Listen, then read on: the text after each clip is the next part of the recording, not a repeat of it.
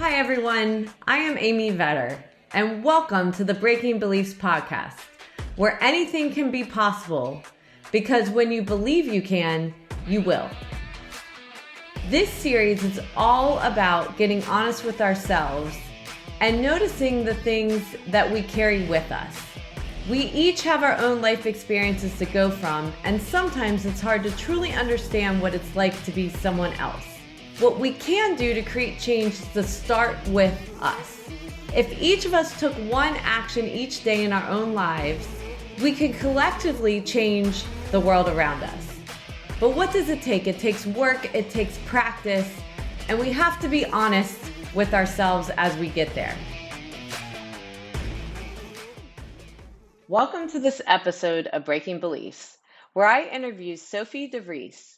She joined Expensify in 2018 and manages all things strategy and partnerships in the APAC. A true generalist, Sofie advances Expensify's initiatives in pre-accounting through product development and strategic initiatives and combines that with her love for people development by mentoring a number of people within Expensify. In her free time, Sofie enjoys a balance between collecting medals at fun runs, playing golf, practicing mindfulness through yoga nidra, and making her own jewelry.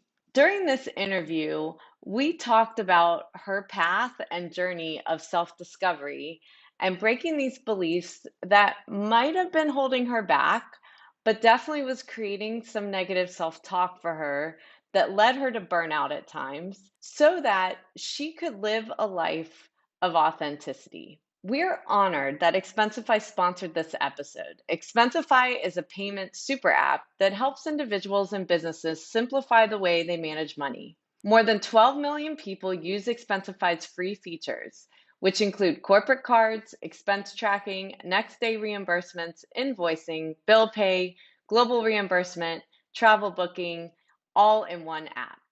To learn more about Expensify that can help you save time and focus on what really matters, check out use.expensify.com/spend management. Welcome to this episode of Breaking Beliefs. I'm excited to be here today with Sofie de Vreese. She is from Expensify. And Sofie, just to get started, you want to talk about your role at Expensify?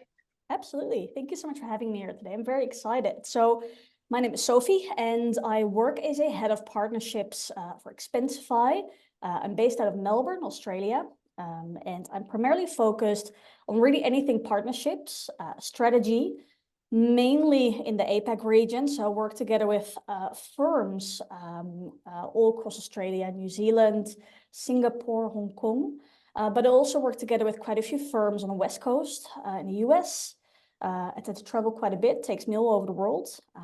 And I'm quite involved in quite key decisions and helping shape the company that is Expensify. Yeah. Awesome. Well, glad to have you here today. So we always begin with just your life story, getting to know a little bit about your background and also to educate our listeners too about Melbourne or Australia, Yes. where you're at, which would be Yes. awesome. I've Yeah. visited a few times in my roles prior. So where did you grow up and what did your parents do? Yeah. So as most listeners can probably tell, my accent is not Australian, right? I've tried so hard. I'm not there. So I'm from the Netherlands originally. I'm Dutch. And I grew up in this really lovely, I wouldn't say medium-sized town called Delft. Quite touristy. I tend to call it a small version of Amsterdam. It's beautiful with the canals. And Nice. I grew up living quite a happy life, I have to say. I grew up together with a single mother, a full-time working mother, who served as a great role and a great example. And for the first 8 years or so in my life, we lived together with my grandmother. So my grandmother was responsible, obviously, for the school pickups, the drop-offs, getting me to ballet class and all of that. And I look back, to my childhood with great fondness. I have a really lovely extended family. So I grew up with lots of uncles and aunties, and I remember all the summer holidays that we drive down to the south of France, and they'd all come over with their caravan or their tent, and we, camp out, and just good memories, right? So Hmm. yeah, nothing but good memories there. And then, you grow up What and did your mom do? You said she yeah, worked full time? yes, she did. So my mom's quite an interesting one, right? So my mom started off in HR, and really through hard work and dedication rose through the ranks in a way. And she ended up as the CEO of the largest student housing company in the Netherlands. And Oh, okay. yeah, and a couple of years ago, I asked her and I said, "Listen, what made you tick? Like, what made you think like, oh, I'm gonna do this. This is what I want to, where I want to get." And she said, like, "Listen, there's just one thing to it. It's passion, right?" And I grew up in the late 80s, early 90s, and at the time, there weren't that many full-time working mothers like my Hmm. mother. Hmm. Most of my friends, had mothers that either worked part-time or were full-time stay-at-home moms, which is, no problem. I was quite alone in that way where, my mom worked a full-time job. But and I don't know how she juggled it all. I generally don't know because I never felt like I was missing out on anything. She was always there when it mattered. But also I think there's something about, that role model. Because I still remember, every Friday afternoon was a bit of a tradition. Every Friday afternoon, I pick her up from work. Hmm. And just, walking into the office and seeing how loved she was, and the respect that, people in the company had for her, it's a fantastic role model, and I feel quite blessed having had that role model in my life. And yeah, again, nothing but love to my mother. Again, I don't know how she juggled it. Really don't know. I'm pretty sure there's been sleepless nights, and her just thinking to herself like, how am I going to do this? Working 50 hours a week and having a child. Yeah. But she did it. She pulled it off, and yeah, we have a fantastic relationship. Yeah, we still do. So why do you think people respected your mom that the way that you did, having that observation? Because that's, Mm. from a child's perspective, Mm. there must have been something you were seeing Yeah. or an example of at that time. I think actually a couple things. So I think part of it is the industry that my mom was in. So student housing is real estate, property development, and at the time, and it still is, right? But it's a very Hmm. male-dominated space. So I think Hmm. for a female to have that sort of influence, and eventually, because my mom ended up managing one of the offices, then became like the COO, and eventually became the CEO, and did that for quite a few years until she retired last year. So I think part of it is that having again, sort of having that example to other people in the company that, hey, if you can, you will, right? I think it's actually, Hmm. you always say, if you believe you can, you will. And I think that's definitely the Yeah. case here. So part of it is that. And I think the other part of it is that my mom, and that's something that I really see as an example, and I try to take that on as well. But my mom had, equal parts of having to make the tough decisions, and she'd put her mind to it, she'd make those tough decisions. If it's in the best of the company, she would, but there was this immense empathy as well. Hmm. And a couple of years ago, I was getting to a point where I had to do, the tougher talks within the company as well. If at some stage you feel like it's just not working out, with employees, unfortunately, you get to the point in time where, and it's the last thing you want, but sometimes you do have to, Hmm. have those conversations with employees. And I remember talking to my mom just for advice, and she said, "Listen, it doesn't get any easier, right? But you've got to switch off that human, like that, that emotional side, but also have the empathy that sometimes it's actually in the other person's best interest, even though they don't know that in that point in time. Sometimes it is just, for the best." And I think, sometimes people would look at my mom and they go like, "Oh, she's a tough nut." But there was just so much heart and empathy in there. And everything she did, every decision she made was in the company's best interest. And I think those are sort of the two things that just, you know, people respect that they could see that, right? And yeah. Yeah. I talk to a lot of women's groups, and there's a difference in generations of women in leadership because when there was very few women in leadership, they felt they had to model being a man versus Yeah, still keeping the compassionate side of a yeah, woman yeah, in yeah, leadership because it was hard to just be able to fight for your spot yeah, at that time, and then what the example is that we need to give now. So it's pretty amazing she was able to do that during that time period. And I also think what you're talking about, and I think this is the hard part, is the difference between emotion and empathy, because empathy isn't that you're not feeling something, but you're not pitting exactly. someone. Yeah, Like you're yeah, still, alongside them, yeah, yeah, knowing that this was the best thing, yeah, but someone doesn't feel like yeah, that. And so not being yeah, taken down with that, because exactly. if you are, Yeah, then you get down the rabbit hole too, right? yeah, exactly. And I've been down that rabbit hole. But yeah, you learn that there's that distinct difference, right? And in the end, for all parties involved, it's best to be aware of that nuance. Empathy, Yes. great. Emotion, not, that's not the time and place, right? Hmm. Switch it off, and take it home if you need to unpack it at home, but just don't give into it in that point in time. Yeah. Yeah. So what do you think taught your mom to be that way? Oh, we're gonna go back quite a bit. There's a bit of context Okay. there. So my mom also grew up with a single mother, Okay. and my grandmother was an interesting one. My grandmother would have loved to live a different life, I suppose. She loved opera, and she was always, growing up, she was always singing along to these beautiful arias, and she would have loved to, live a life like Maria Callas, a famous opera singer.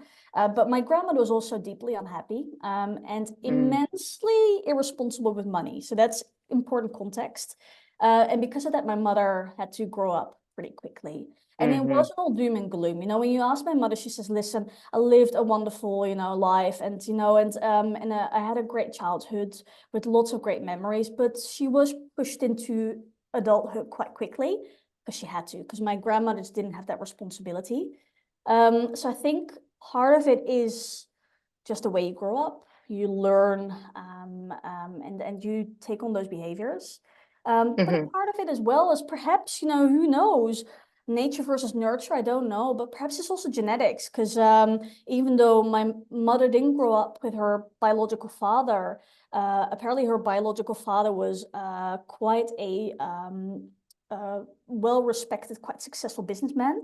He owned one of the Hmm. largest wharfs in the Netherlands. And who knows? That could also be it. I think, whenever my grandma would get frustrated with my mother, she'd often say, "Oh, you're just like your father." And it was actually quite an insult to my mother because she didn't know her father, right? So, what does Yeah. that mean? But I think it's probably twofold. And I've always, I have great interest in the concept of nurture versus nature. I'd love to hear your thoughts on that as well. Hmm. But it could be either of those. But I think, yeah, part of it is, Yes. yeah, growing up. Yeah. I absolutely agree with that, because you have to have like the base foundation of it, but then it can be nurtured. But if Yeah. it doesn't, if there's not at least the base foundation, it's hard to nurture it, Yeah. right? Because I'm very for I have two boys that are amazing, and people will say all the time, "You did such a good job." And I'm like, but they came with really good stuff. Like, Yeah. like I was working with good stuff. Yeah.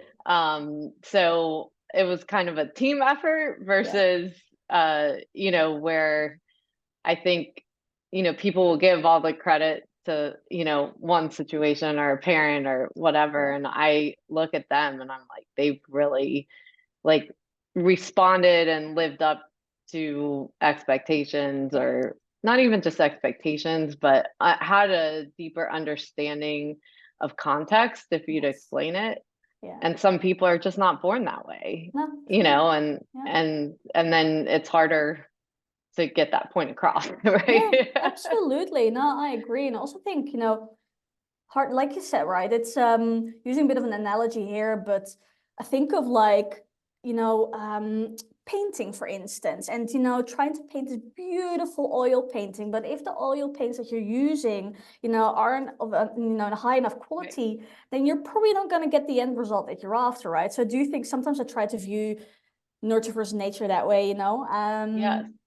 But you know, when I look at my mom, and I also think, you know, even though I was perhaps born, you know, with a good foundation, I feel quite privileged with that. And you know, and I grew up having this really good role model. I mean, the best role model I could have, you know, Hmm. ever could have possibly wanted. But I think it also comes with a bit of a flip side. And I always think, you know, every positive will always have a bit of a Hmm. flip side. And I think it's just, you know, the immense pressure that I put on myself because you know, my entire family would say, "Oh, you know, you're just like your mother. You know, even your voice is the same." And I did this internship in the same industry, and it's you know, student housing in the Netherlands.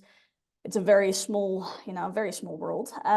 So people would often say, "Oh, you know, you remind me so much of your mother." And you know, when you keep hearing that over and over and over again, you start believing it, Hmm. right? And I was Yeah. expected to follow her footsteps in a way, and I started to define myself in that way as well.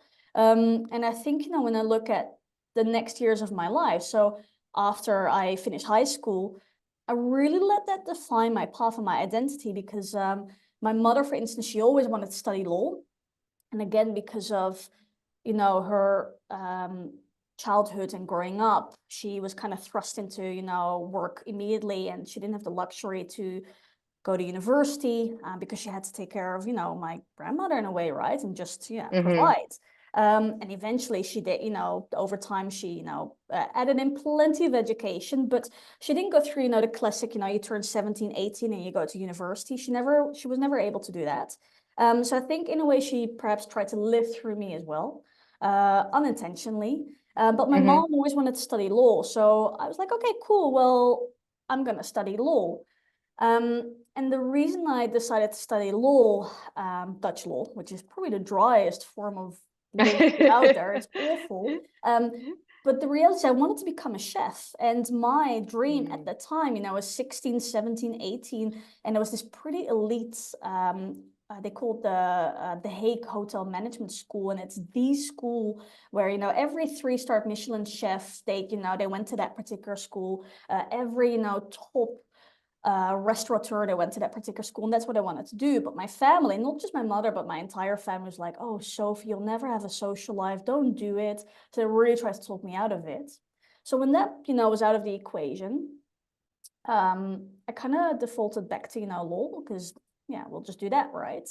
And I absolutely hated it. I gave it a year and I just couldn't. And I became quite depressed. Like I was a very Mm. happy-go-lucky kid up until that point in time. But you know, poor, that was a really rough year.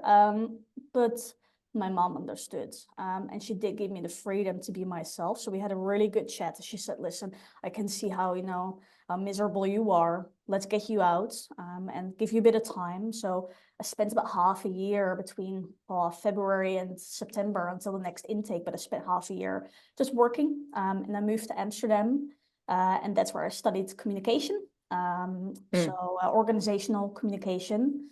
And I lived, you know, a couple of years in Amsterdam and absolutely loved it. And, you know, crawled out of that dark, you know, headspace that I was in. And yeah, and I loved it. And yeah, so I think through that exercise, I started to better understand who I am as a person and kind of separate my mom out of it. But then, you know, when I part of, you know, finishing my studies, I had to do an internship as well. So I ended up, like I said, I ended up in that same industry, and I got kind of sucked back into it. So Hmm. when I finished uni, uh, the company that I was at, they really loved me and said, listen, I really want you to stay. But it was also student accommodation. And I ended up as a portfolio manager. So I worked together with universities and setting up partnerships. And yeah, so there's a trend there. Hmm. But again, you know, people kept likening me to my mom. And at that point, I was about 25. You know, if you'd asked me at that point in time, hey, what will your, you know, next 20 years look like? I probably would have painted a picture of something similar to my mom, right? I'll, you know, I'll Hmm. work my way up. And yeah, I'll probably have kids at some stage, but I'll, work full time because that's what I love. And so that's sort of, I kind of carbon copied my mom's path onto my path. But then I had a bit of a, that's where the paths, and it's almost like a sliding doors effect. Hmm. Through work, I ended up meeting my now Such a good husband. movie. I I know, was right? just So thinking good. about that the other Exactly. day. I was like, that's one of those movies that so few people know about, but like it I don't stays get in your it. head forever. Exactly. Honestly, yeah, takeaway from today, people, please go Go and watch watch that Sliding Doors. movie. It's so good. Yeah. Yeah. But it comes up It's quite probably 20 regularly. years old at this Yeah. point, but Oh, it's so oh good. gosh. Yeah. Yeah. Oh, it Yeah. doesn't feel like it, but it's Yeah. timeless. And and the gist of sliding doors is that, decisions, they kind of define your path and how you make, X, Y, Z choice. Perhaps it would have taken you there, but you make a different choice that takes you there. So it's all these, paths in life Hmm. and how you end up. So yeah, through work, still back in the Netherlands, I ended up meeting my now husband. So we were just friends. Actually, we were work related. Like he was on the board of supervisors for the company I worked for. So kind of, a no-go zone. But then through, it was a bit of hearsay, but I found out that he was leaving the country. He was moving to Australia. And then I just reached out to him saying, hey, I heard that you're moved to Australia. Do you maybe want to grab a drink? And then he told me that he was offered a job in Australia and he took it. And we just had, lovely sort of farewell drinks. That was it. But there was something there. I don't know. It was just a spark, right? And again, sliding Hmm. doors. Had I not listened to that, yeah, where would I have been now? I would have been back in the Netherlands. But what happened is that, it was all 20 or in 2011. So for, the next 12 months, we stayed in touch and actually went over to Australia to visit him. And we fell in love there. So then in 2012, I moved to Australia. And at the time, I went in and I told my family it's just going to be for a year, just for a year. If it doesn't work out, I'll be back. But my family, they still tell me, listen, Sophie said it was going to be a year, and it's been, what is it, 12 years now? And we're now married. But yeah, so that's the sort of sliding doors effect where I not Hmm. listened to my gut feeling that, hey, I think there's something there. I would not be living the life that I have right now. But yeah, so I took the plunge and moved to Australia, but I had to start all over again. And I think what I had in the Netherlands, after my internship, I worked at that company I was at for a couple of years, and I really felt like I was, in a really good spot, and I carved out, a place Hmm. in that organization for myself, but I had to start all over again. Yeah. And also, the visa I was on at the time, it didn't allow me it didn't give me like full work rights either. So really, it was just so much trial and error. Hmm. I took the first possible thing I could get my hands on, also because I just wanted to meet people. It wasn't even just for work. I wanted to desperately meet people and I don't know, just feel at home. So I ended up Hmm. working in travel for about a year and a half actually, which is lovely. And I met a couple of people there that are still, incredibly close friends of mine. So fantastic, good year. And then I moved back into real estate. So I worked as a portfolio manager in commercial real estate, which was great, but it still didn't feel quite like me. And then I worked for a startup, a student accommodation marketing platform. And I Hmm. worked there for about 2.5 years. And I ended up getting really burnt out. There were quite a few redundancies as well. And I kept surviving each and every redundancy. And, in a way, I felt so lucky, having been able to survive them all. Yeah. I had so much survivor's guilt. I think that's something that's real. And I felt, yeah, quite miserable at the end. And also, the long days, the travel, it was just starting to break me up. And I Yeah. didn't recognize the signs early enough. So I ended up resigning. I just couldn't take it anymore. I was just physically ill and it was just far too much. And that's really where, it was a clean break in a way. Hmm. So I knew I had to change something. I just couldn't keep going. So and I had a bit of an existential crisis in a way as well, because, this didn't work out. What do I do now? But I started working together with a coach. Mm-hmm. And he was, he's based in the Netherlands. He was actually one of my mom's Oh, okay. friends, and such a great human being. And Case kept asking me like, "Hey, what do you want?" Right? It's as simple as that. Who are you? What do you want? And he kept, going on about, authenticity. So I went through this whole journey of, searching and digging and looking for these, wishes that are truly mine, that are not a carbon copy of anyone else in my life, not my mom, not anyone else, but that are truly mine. And what makes me tick. And to kind of bring it back to my mom, what makes me passionate. Um, Mm-hmm. so yeah, it was a good journey to go through. And Case told me to perhaps just flip things around, right? Because I took a sabbatical to go through that journey. So after resigning, I took a sabbatical for about 6 months. And then after about 3 months, I started to get a little bored in a way. So I knew there was time to start looking around. And Case said, listen, flip it around. Instead of, thinking of a role that suits you and then trying to find that role in, whatever company, how about you try to find a company that suits you? Just, flip it around. Find the company that Mm-hmm. best suits you and your values, and then see whatever, whatever roles they have. So I started looking around in all these companies, and then Expensify came up. And and yeah, fast forward, 6 years later, here we are. That's awesome. Yeah. So, a couple of things I want to go back to. You've had these moments of like freedom from just being compared, I guess. Yeah. So, when you went to Amsterdam and was enjoying that, and then you ended up back in the Yeah. same profession Yeah. right after that and getting compared to your mom again. Yeah. So when you went to Australia, I'm guessing that was the first time you were anywhere that no one knew Yes. your mom, Yeah. that Exactly. you were just Yeah. you, Yeah. not Apart from just my you. husband, but yeah, Yeah. yes. Yeah, Yeah. no, but like you were being evaluated Yeah. on you, not Yeah. the example of your mom. How was that in the beginning for you? A little terrifying in a way. Because it's, I realized I became a bit of a clean slate. And the Hmm. terrifying part of that, and I think the reason I had a bit of fear around it as well, was because I had this thought that I've since unpacked and I've worked through, but what if people don't like me?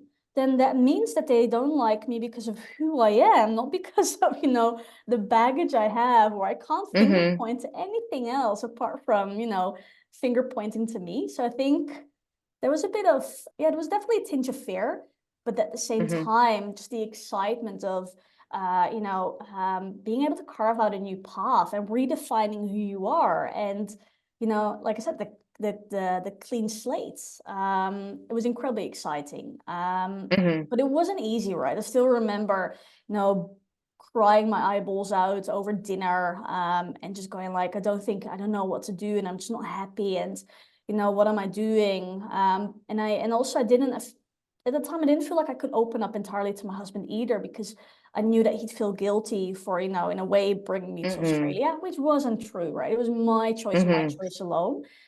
So I just felt a bit alone in that way. But looking back now, it's funny how, when you reflect back, because what are we, I've been in Australia for 12 years now, and yeah, but I just remember, I don't really remember the hard parts anymore. Yeah, when I really dig deep, I'll remember it. But I just remember the lessons I've learned. And in a way, even though I was, 25, 26, it was still maturing. It was quite a Hmm. steep learning curve, but also growing up curve. Yeah. Right.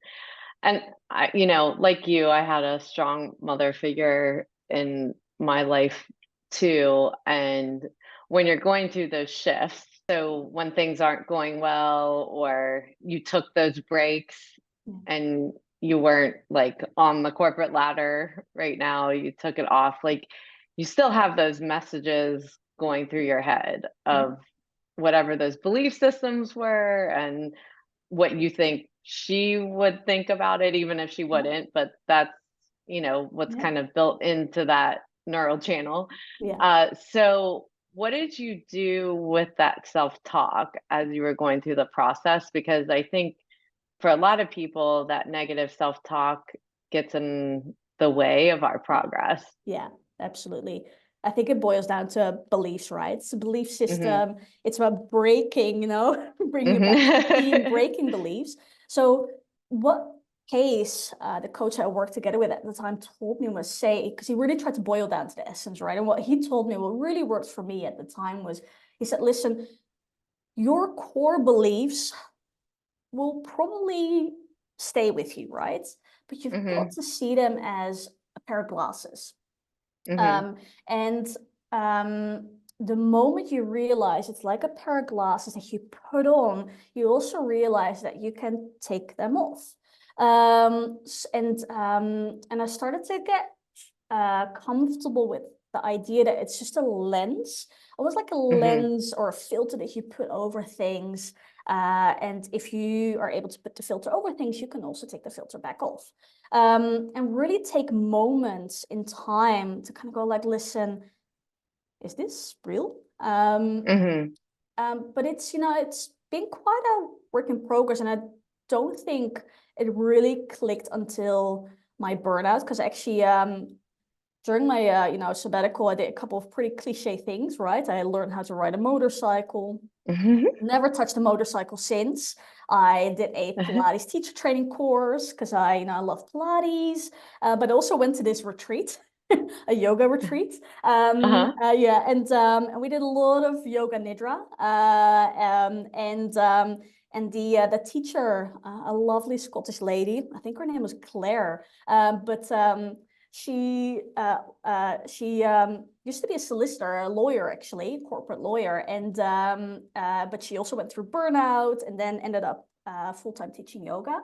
And Hmm. she told me quite a few things, but part of it was also what she said. She called it reflections, right? So she said every time you struggle with something and you feel like you're blocking yourself, ask yourself a couple of questions. And the first question is it true? And then the second question is, can you absolutely know that it's true? And then how would you react when you have that thought? And then who Hmm. would you be without the thoughts? And I started to make that. So I sort of adopted that. And every time I, encounter something and I'd get, either I'd lack confidence, or I have a particular response that I knew was going to go back to my core beliefs, right? It was my belief system. I would ask me those questions. And just by taking a moment and asking yourself those questions and realizing like, hey, you are getting worked up over nothing, or not nothing, Hmm. right? But hey, your Yeah. response is just, it's not necessary. You don't have to get, this worked up over this. But by taking a moment and unpacking it and reflecting on it, helped me so much. Yeah. Yeah. That's really good advice. Just that self-reflection or observation Yeah. on that is really important. And then you also talked about that he asked you, "Who are you?" Yes. Did you define that? Yeah, definitely.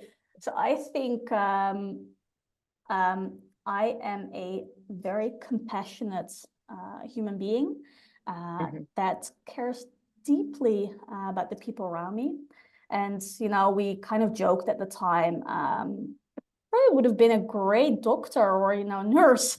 So I've missed my calling there also because I don't like blood and I don't like needles. So I would have been the most awful medical professional. But people are truly what make me tick. I think that's my passion. I know that sounds so cliche, but Hmm. just the human side of things. And I quite often look at, groups of people, and I find the anthropological side of it so fascinating as well. And how people, make up an organization, and how, everyone will have their own strengths and weaknesses, but together, it's like this foundation. And I find Hmm. that so interesting. And I never really realized up until that point that, yeah, I really am in it for the people. And I think that's what I love so much about Expensify, that they give me that space, uh, to mentor, individuals, and to really work together in an almost consultative approach. Yeah, I feel like I've, over time and, and unpacking things, I've kind of distilled it to who I am and what really makes me passionate, and how to apply that, in my day to day as well. Yeah. Yeah. And, it's funny because when you went to choose your own major, Yes. that's what you chose Yeah, was exactly. organizational Yeah, behavior. exactly. Kind of brings it back to that, So, right? I so know. you literally knew the answer when you thought you didn't know Yeah. the answer. Yeah. Even though I Isn't didn't that know interesting? exactly. Yeah. Yeah. Yeah. I So kind of when you were laughed. like taken out of, Yeah. mimicking your mom, Yeah. that's where you went Yeah. naturally without actually identifying that was your Exactly. passion. I know. It's like the circle, full circle, going full circle there. Yeah, Yeah, absolutely. I think at some stage I had that same realization that made me laugh just as much because I was like, oh, see, I it was knew right it all there. along, right? I just didn't know. Yeah. Yeah, well, and that's the thing is a lot of things are right in front of us when we choose Yeah. to be open to Yeah. looking at it, right? Exactly. Like when we've got blockers, we keep pushing against that because we're trying to please or Yeah. whatever that is, Exactly. that negative self-talk, Yeah. that's getting in our way of that answer Yeah. when you think you can't answer it, Yeah. Yeah. It's truly the practice of mindfulness that allows you to observe those Yeah. things in yourself Yeah. to make sure that you are showing up authentically. I have to ask though, have you been a chef since? What have you done No, on that well, passion? yes and no. I mean, I love, I love cooking, and I love Hmm. experimenting. Um, yeah, but it's phases that I go through.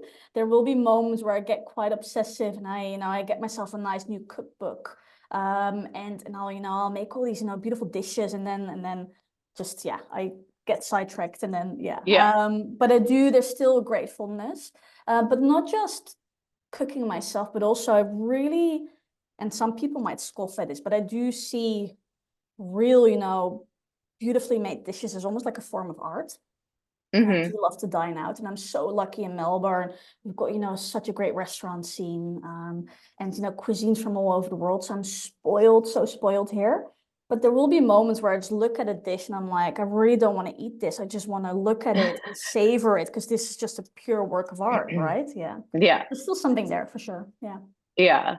Yeah. And I think too, it's good to understand what's a good hobby Yeah. and what's livelihood, right? Yeah. Like, so that was going toward a hobby or desire that you could apply in any part of your life, or in how do you apply it different ways as you get older. It Yeah. doesn't mean that you have to be a chef. It can be you're a Exactly. foodie, Yeah. as long as you're around Exactly. food, you just enjoy Yeah. the art, right? Yeah. Exactly. Absolutely. And I've, over time I've learned to appreciate it more as a hobby.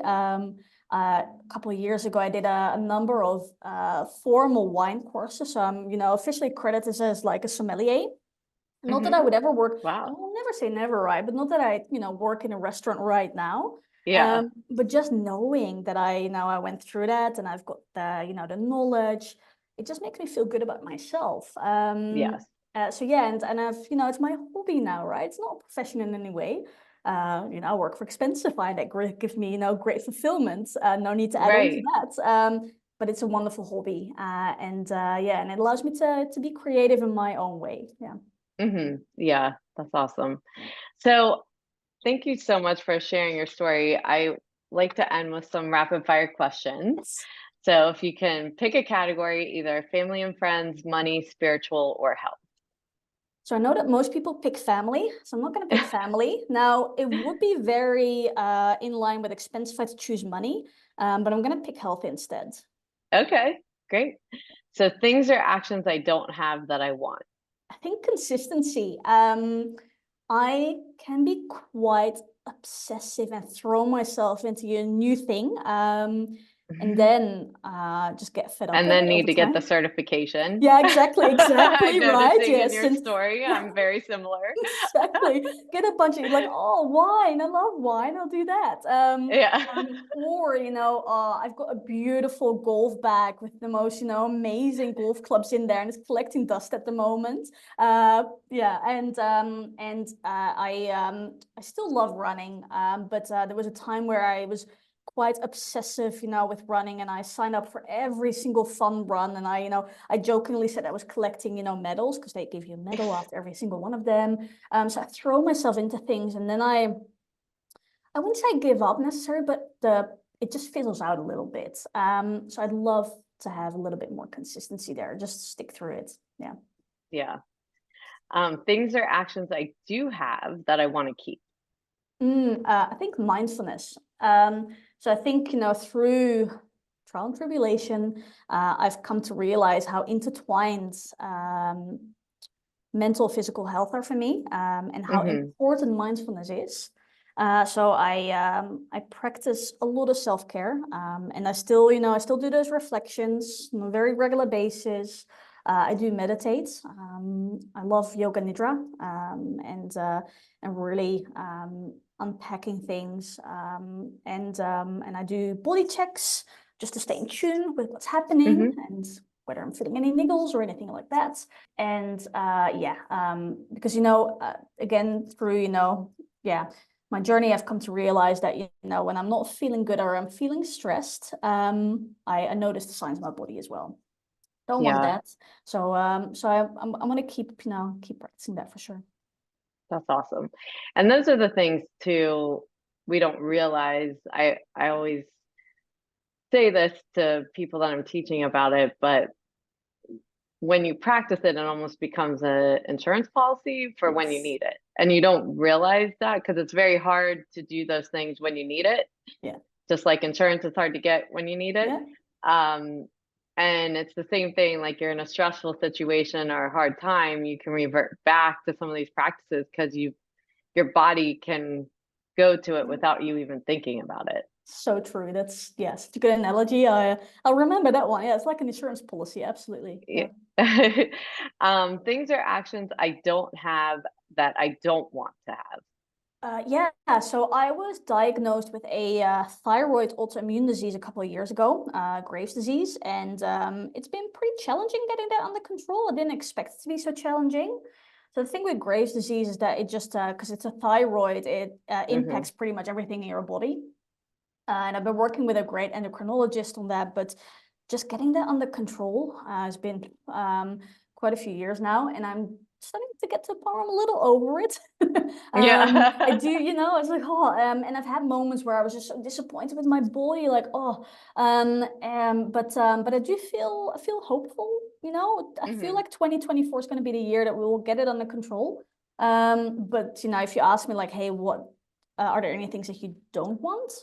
Oh, absolutely. I'd love to exchange that for something else. Yeah. Or just to get Hmm. rid of it. Oh, I don't want it anymore. Yeah. Yeah. And then the last one, things or actions that I do have that I don't want. Oh, sorry, that was actually Graves' disease. Yeah. So Yeah. so I don't want that.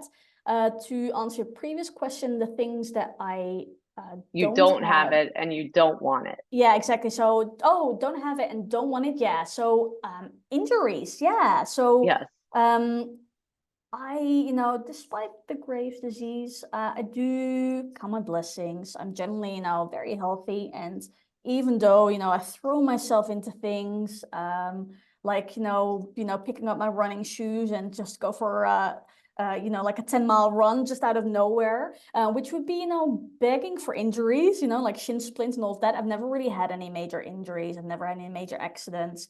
So I'm very lucky in that way. So that's something that I don't have that I don't want. Yeah. Let's keep Awesome. it that way. Yes. That's right.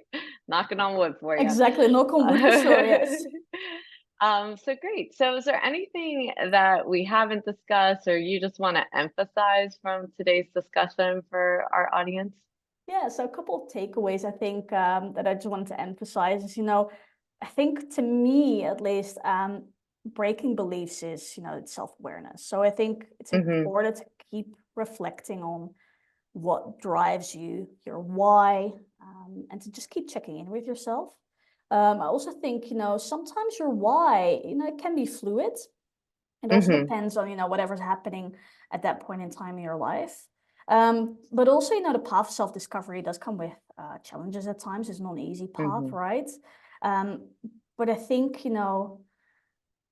breaking free of those limitations, even though you won't be able to fully shake those beliefs, that belief system that you have, but kind of breaking free of the limitations that come with it can be just so liberating. So definitely want, everyone, to keep remembering that. And alongside that, yeah, just re-emphasizing it, the insurance policy. I think mindfulness, yeah, I love describing it that way. Because, some of my friends sometimes tell me like, why? What I would want to do it? What's the point, right? And I think describing it as that, yeah, I think that's a really good one. Mm-hmm. So Yeah. yeah, Great. Well, awesome. Well, I want to thank you so much for sharing your story and being so authentic and transparent with everybody because everybody's story teaches someone else something or they can relate. So I appreciate that. no problem. Thank you for having me. And now my mindful moments in this interview with Sofie. And I really appreciate Sofie's willingness to be so open and transparent about her life's journey and just talking about her path, living, from the history of her mom being a single mother, also her grandmother being a single mother, and how each person's experience affected another. So we talked about her grandmother's experience affecting her mother because her mom had to grow up very quickly and be responsible. And she was able to have a lot of success, not only because of that, but learned a lot of the skills to keep climbing and making sure that she was successful when a lot of women were not in leadership roles at that time. That example that was created then went to Sofie. And Sofie saw a mom that was very independent, was also a great mother at the same time, and was able to balance these things, but also show up in her career and be respected. Now, just stopping there, a lot of times we don't think about how each story leads to another story. And when we don't back up into generations to really understand what drives the person that's closest to you and understanding what their circumstances were and what they lived under and so forth. And when I say that, it is not to make excuses for any one person's behavior, but it's to better understand their behavior from an observation standpoint and not judging it, but also understand that every single person is responsible for the behavior that they have. So we see a lot of times, and I've seen it a lot in my own life, where circumstances can lead to others having bad behavior, and then that bad behavior gets blamed because of the circumstances that they had. Now, in this case, because of the way that her mother was born, we talked about nature versus nurture. She somehow had the wherewithal to not follow the same pattern of her mother, but actually drive herself in a different way and make a positive out of it.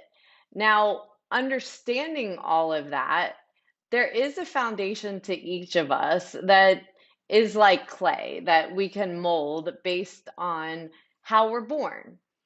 But that doesn't actually tell you what your life story is, that's your beginnings, and then it's whether you are willing to observe these situations that you have in your life and how they've impacted you, and then what decisions you make out of them. And that was a lot of our discussion that we had on this, is that for Sofie, seeing a mom like she did, that was a big role model to have. And in our minds, a lot of times we don't realize the pressure we're putting on ourselves, that we will maybe blame and say that someone is putting that pressure on us, but without observation of what is really driving us and what are those messages that are going on in our minds and our body that's creating that energy for us.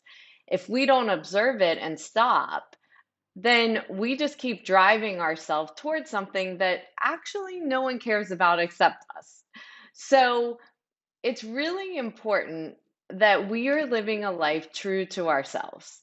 And that was really this discussion, is that how do we get to this life that's true to ourselves? And that is with a lot of self-discovery. And self-discovery is not always fun. It's usually not.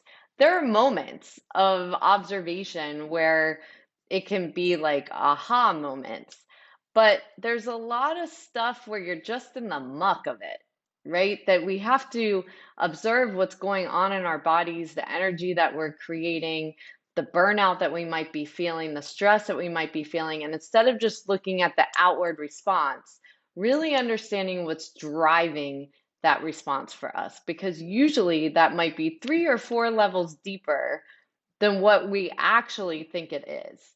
And when we really observe ourselves and question ourselves, which we talked about, the practice of mindfulness, and truly ask that question, who are you? And am I showing up that way in all aspects of my life? That I want to show up as me because there is no one else unique like me or you in the world. That each of us has a gift to give. And whether that gift is small, whether that gift is large, there's no measurement on that. We, I truly believe we are each put on this earth to live out our true purpose, our passion, and our work is to really figure out what that is. And once we figure out what that is, it makes other decisions easier. And as we talked about, once she got down to who are you, what are her driving values that she had, it wasn't necessarily the job that mattered, where we focus so much on title and what the job is, but instead on, am I going to be able to live to my potential, my authenticity, show up in the way that I want to show up? And when she identified that really people are what drive her, which was actually in front of her face the whole time, which was interesting in her story, but if she's not in a role or a company that allows her to really understand people and understand how to get the most out of people and build teams and understand how people's strengths and weaknesses can offset each other, then she's just not going to be happy. That is going to drive burnout. And so it is important that we take that time, even if we all have the same job title. It doesn't mean within that job title, there can't be nuances that really drive to someone's purpose, to who they are, so that they can show up authentically and really enjoy the work that they are doing. And we're not always going to get 100% of that in our day, but if we're getting 60% of it, 70% of it, we're doing pretty good. So I hope you enjoyed this episode and were able to take away some of her story and her lessons to take into your own life. I always appreciate our listeners and the fact that you keep letting people know about this podcast, subscribing to the podcast, leaving us reviews, because that is really what helps get the word out about the messages and the stories that we are trying to get out into the world. So I want to thank Expensify again for being a sponsor of this episode. If you haven't worked with Expensify before, they are a payment super app that helps individuals and businesses simplify the way they manage money. To learn more about how Expensify can help save you time to focus on what really matters, check out use.expensify.com/spend management. I want to thank you again for listening to this episode, and I look forward to sharing future episodes with you. Thank you for taking the time out of your day to listen to the Breaking Beliefs podcast. I hope you will take a moment to pause before entering back into your day to reflect on this podcast and note 1 to 2 actions you are inspired to do from today's conversation that you could incorporate into your life. To read the full blog and listen back to this episode or any other, You can find them at www.amyvetter.com/Breaking Beliefs podcast and related videos on my YouTube channel. For daily inspiration, follow me on Instagram, Twitter, Facebook, and LinkedIn at Amy Vetter CPA. I hope that you will choose to like this and subscribe to this podcast on iTunes, Spotify, and more so that you can join us for more inspiration on our next episode.